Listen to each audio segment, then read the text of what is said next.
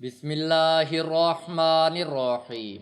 عورت نہانے کے بعد دو کام کر لیا کرے۔ یہ کام کرنے والی عورتیں شوہر کو غریب نہیں ہونے دیتی، شوہر کو دولت سے مالا مال کر دیتی ہیں۔ جی ہاں ناظرین، آپ نے صحیح سنا ہے۔ آج میں آپ کو دو ایسے کام بتاؤں گا جن کو اگر عورت نہانے کے بعد کر لے تو اس کے گھر میں اس کا شوہر یا بھائی یا باپ کبھی غریب نہیں ہوگا، گھر میں برکت ہی برکت آئے گی۔ آج کی ویڈیو میں بتائے گئے خاص عمل خاص طور پر عورتوں کے لیے ہیں، لیکن لازمی نہیں کہ اس عمل کو صرف شادی شدہ عورتیں ہی کریں۔ کوئی بھی عورت اپنے بہن بھائی کے لیے کر سکتی ہے، یعنی اگر اس کی شادی نہیں ہوئی تو اپنے بھائی کے لیے، اپنے والد کے لیے یہ عمل کر سکتی ہے۔ جو بھی کام کرنا ہے اس کے لیے کر سکتی ہے۔ وہ کون سے دو کام ہیں اور کس طرح سے کرنے ہیں، آج کی ویڈیو میں مکمل تفصیل سے بتاؤں گا۔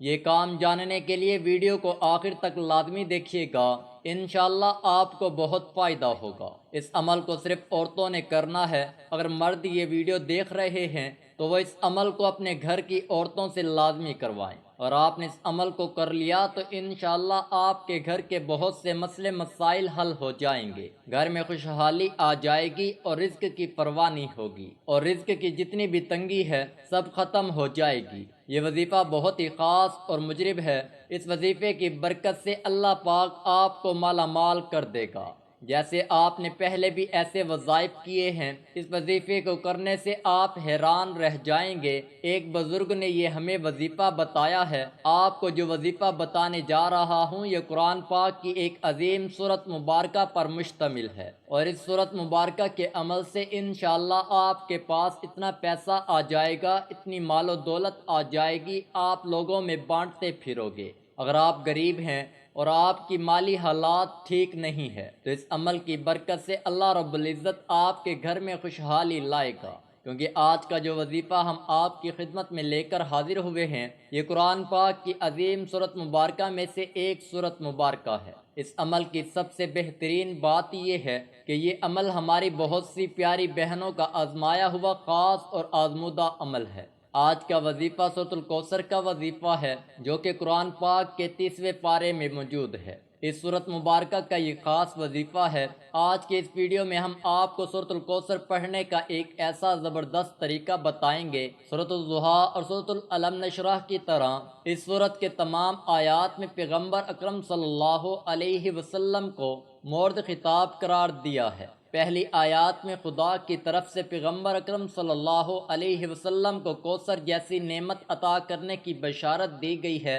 مفسرین کوثر سے خیر کثیر مراد لیتے ہیں۔ دوسری آیات میں اس عظیم نعمت کے شکرانے میں نماز ادا کرنے اور قربانی دینے کا حکم دیا گیا ہے۔ تیسری اور آخری آیات میں آپ صلی اللہ علیہ وسلم کے دشمنوں کو ابتر اور بے اولاد قرار دیا گیا ہے۔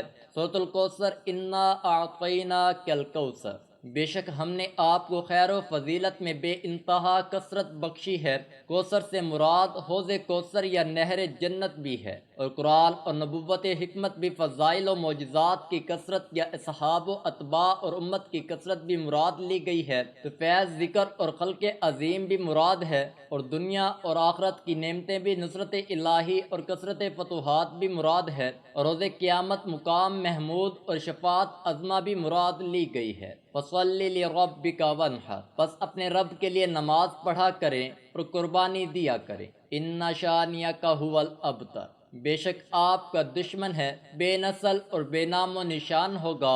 اور یقین جانے کہ ہمارے بتلائے ہوئے طریقہ کار کے مطابق اگر آپ سورۃ الکوثر کو اس ترتیب کے ساتھ پڑھ لیتے ہیں تو انشاءاللہ تعالی آپ کا کوئی بھی مالی مسائل ہے، مالی تنگ دستیاں ہیں، تو وہ اس عمل کی بدولت سے حل ہو جائیں گی۔ بنیادی طور پر بزرگان دین یہ وظیفہ اس صورت میں لوگوں کو دیتے تھے جب لوگوں کے مالی حالات بہت زیادہ خراب ہوں یا ان کے گھر میں خیر و برکت نزول نہیں ہے، گھر میں بیماریوں نے ڈیرے ڈال رکھے ہیں، یعنی ہر وقت پریشانیاں اور ان کو مصیبتوں کا سامنا رہتا ہے، تو سورۃ الکوثر کا جو خاص وظیفہ آپ کی خدمت میں پیش کیا جائے گا یہ آپ نے پورے تن من اور شوق کے ساتھ آپ نے اس عمل کو کرنا ہے۔ کوثر ایک چشمے کا نام ہے جو اللہ رب العزت قیامت کے دن نبی کریم صلی اللہ علیہ وسلم کو تحفہ کے طور پر دیں گے۔ بخاری شریف میں درج ہے، اللہ رب العزت کے ماننے والے اور نبی کریم صلی اللہ علیہ وسلم کے ماننے والے سارے لوگ کوثر جو ایک ندی ہے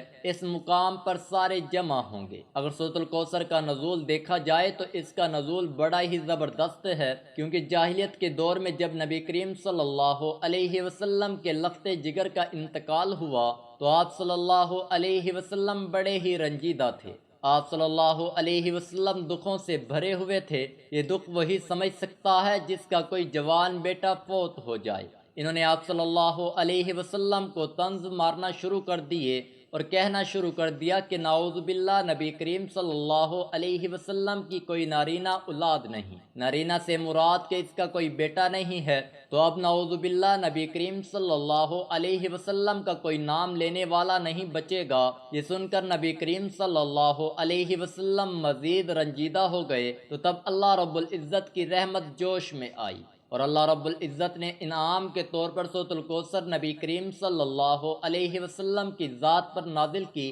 اس سورۃ الکوثر میں اللہ رب العزت نے نبی کریم صلی اللہ علیہ وسلم کو عہد کوثر کی بشارت دی، اور دوسرا نبی کریم صلی اللہ علیہ وسلم کو تسلی دی، اور آج لوگوں کا نام و نشان باقی نہیں ہے، اور ہمارے اور آپ کے پیارے نبی صلی اللہ علیہ وسلم کو پوری دنیا جانتی ہے۔ اس لیے زیادہ تر کہا جاتا ہے کہ جب بھی آپ کو دشمن کا خوف ہو، یا کوئی نوکری سے نکالے جانے کا غم ہو، یا آپ نے اپنے کاروبار میں پیسہ لگایا ہے اور آپ کو ان پیسوں کا ڈوب جانے کا خطرہ ہو، یعنی کسی بھی قسم کے ڈر کے حوالے سے آپ سورۃ الکوثر کو کثرت کے ساتھ پڑھنا شروع کر دیا کریں۔ یقین جانیے کہ آپ سورۃ الکوثر کو جب کثرت کے ساتھ پڑھیں گے تو اللہ رب العزت آپ پر خصوصی رحم و کرم کا معاملہ عطا کرے گا، اور آپ کی مصیبت اور پریشانی فوری ٹل جائے گی۔ اگر آپ غریب ہیں، آپ کے پاس نوکری نہیں ہے، آپ کے گھر کے حالات ٹھیک نہیں ہیں، تو یقین جانیں اس عمل کی بدولت اللہ رب العزت آپ کے گھر میں ضرور خوشحالیاں لائے گا۔